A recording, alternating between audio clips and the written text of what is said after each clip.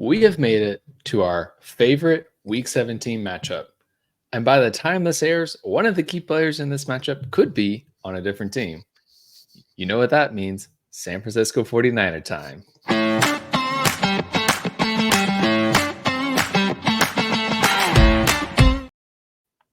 Welcome to Summer School Club Fantasy's best ball podcast, streaming exclusively on YouTube. I am your host, Austin Amandolia, and here with me, as always, is my co-host, Matt Record. This is our final CRAM session of 2024. We're focusing on a single one of the Week 17 matchups. Don't forget to like and subscribe. Go back, check out that playlist. We have all 16 games laid out right there. Nice and easy for you. You can go get a preview of every single team. But for this episode, we're discussing our favorite game, our number one ranked game out of all of them. It is the Detroit Lions versus the San Francisco 49ers. This is a juicy one, and Las Vegas agrees the basic stats and betting lengths for this. It is currently a 49.5 point over under, which ranks number one out of all 16 of these matchups. San Francisco are net minus 4.5. They're 4.5 point favorites as of the recording of this show, which means that Jared Goff better get ready to sling that ball around. The playoff schedule for these teams is also super juicy. They have a combined week 15 and 16 total of 193.5, which also ranks first out of all 16 teams. They have the highest ceiling per Vegas for their week 17 and for their combined week 15 and 16 games. The ADP of the first player off the board, you didn't need me to tell you. It's the 101. It's Christian McCaffrey. This game is outdoors, but it is in San Francisco, so usually pretty decent weather. This game got a 7.4 out of 10, so it only scored 0.1 points more than our second ranked matchup, which I'm not going to tell you which one that was. You should go check out our video on it. Matt, tell me, how does this matchup go well for our best ball lineups? Yeah, I mean, this game is it's a fascinating one. It's two of the top teams, I think, in the league going into this year. I mean, I'm assuming I haven't looked at the what Vegas odds, but I'm assuming the Niners are up there, if not the favorite to win the entire thing. They're up there, and the Lions in the NFC got to be one of the top three or four teams as well. So how this game can go well. Week 17, both are fighting for that number one seed. You have to have it locked up because they have some decent competition. They have to sling the ball around.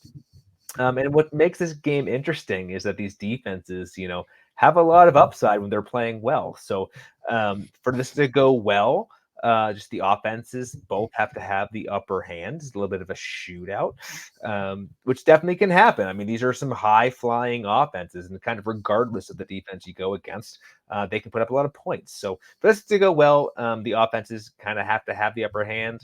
And health is inherent risk always, but I think this game can go very well if the offenses are dialed in and both teams are playing for something. Yeah, I think that's totally right. I mean, I think the easy way to talk about the upside for this game is to look at the NFC Championship game last year. That final score was 34-31. 49ers pulled it out. Some of the key players in that game. It's interesting about this game is there weren't that many passing touchdowns. There were 2 total passing touchdowns between the two teams. So that's an interesting thing. Don't just think because this game has the highest over under that you should just only target the pass catchers. The running backs dominated in this game. David Montgomery had 93 rushing yards, a touchdown. Christian McCaffrey had 90 rushing yards, 2 touchdowns. Jahmyr Gibbs had a rushing touchdown. Jamison Williams had a rushing touchdown. There was all sorts of stuff happening here, but I think it is clear that these two teams are able to go back and forth. I don't feel great about Detroit's defense still. I've seen some hype around it, but I think their defense is going to be able to be had. So they'll be needing to also play at a high pace to keep up with the 49ers. And the 49ers, they gave up 31 points to this team in the championship game. Like, they clearly can also be had by this Detroit Lions team. The Lions are great at attacking the middle of the field, and I think that can keep this game scoring highly.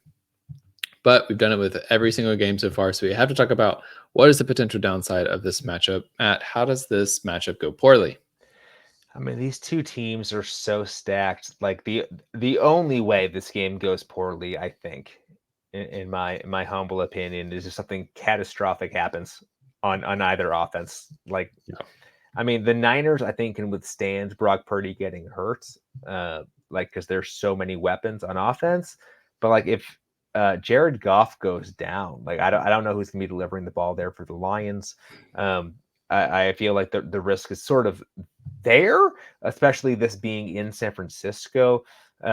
But I think something has to go completely off script for what we expect from these teams this entire year for this game to go poorly. It's why it's your number one. Like I feel the most confident in this game specifically of being like the best chance for a big high scoring game. So for this to go wrong, something terrible has to happen. Yeah, I think that's really as simple as it is. Like, I don't see these offenses failing. It's going to have to be like injuries, just wear and tear throughout the course of the season that makes it so that these teams don't really click at this time of the year.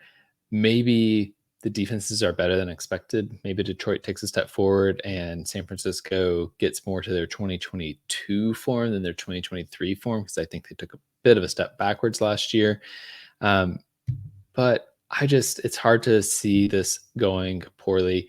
Maybe we get a weird game. There have been some rainy days in San Francisco. It does rain in California. It's not always sunny. So maybe there's some weird weather that's kind of, that brings it down there. But it's hard for me to see a pathway for this matchup to go poorly.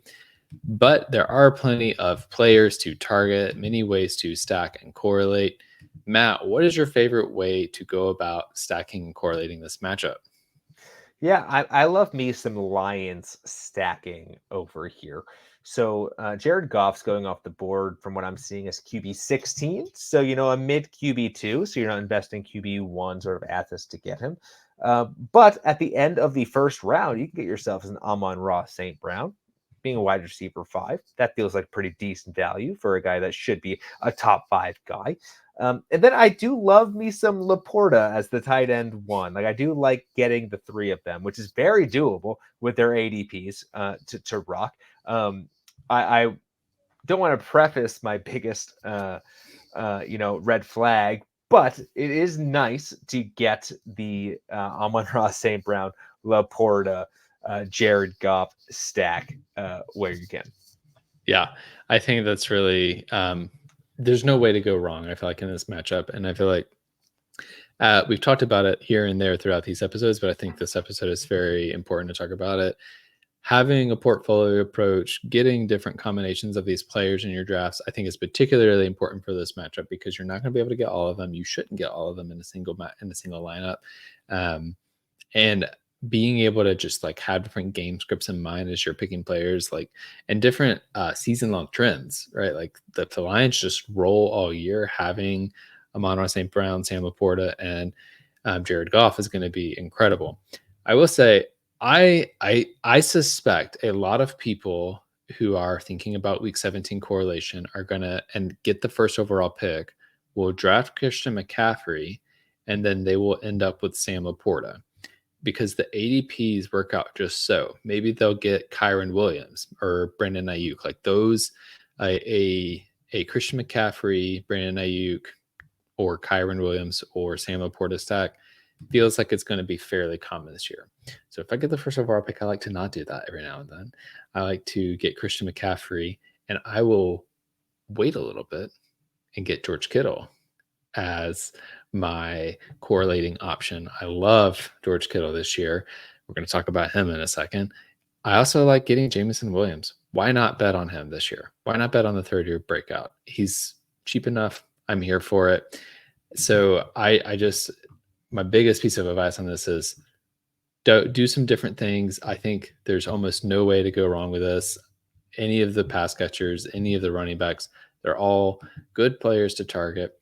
But where's the value at? Because these players are pushed up the board. So Matt, who do you think the best value is in this matchup? So for fear of taking your guy, I'm gonna take Emmanuel, and maybe we can just agree to agree. George Kittle going up the board as tight end 7 is just a great steal. So full disclosure, we do not know as of recording this where Brandon Ayuk is going. He might be on the Niners. He might be on the Steelers. He won't be on the Pats as per Adam Schefter, but he could not be on the 49ers. So many people, I think, will maybe rightfully assume, oh, that means Ricky Pearsall is going to be the best benefactor for the ADP.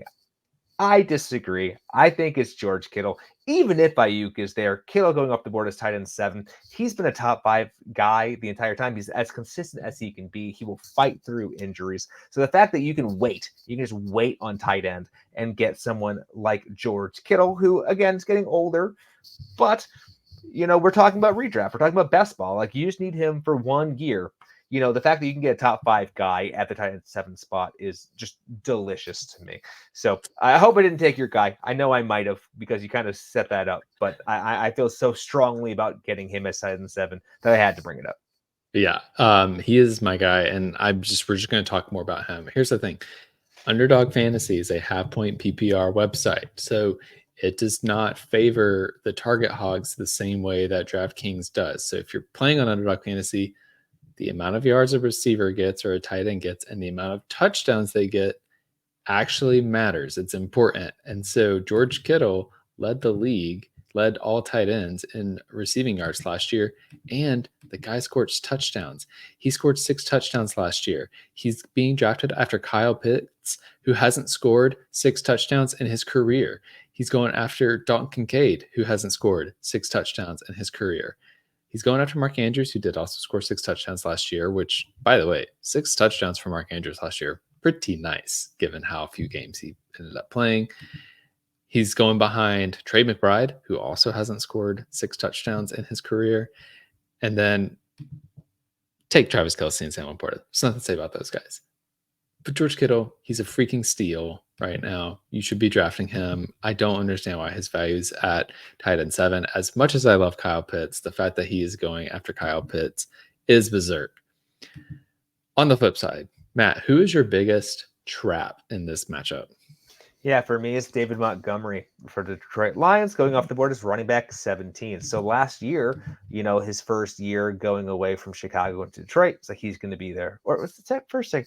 Doesn't matter. He was a touchdown hog there. The Lions invested in Jahmyr Gibbs where they did to be their guy. And I don't even care about, being a touchdown hog or not. Like, Jahmyr Gibbs is getting the most action there as the running back there on the Lions. So, he's going off the board as running back 4, which I think is justifiable.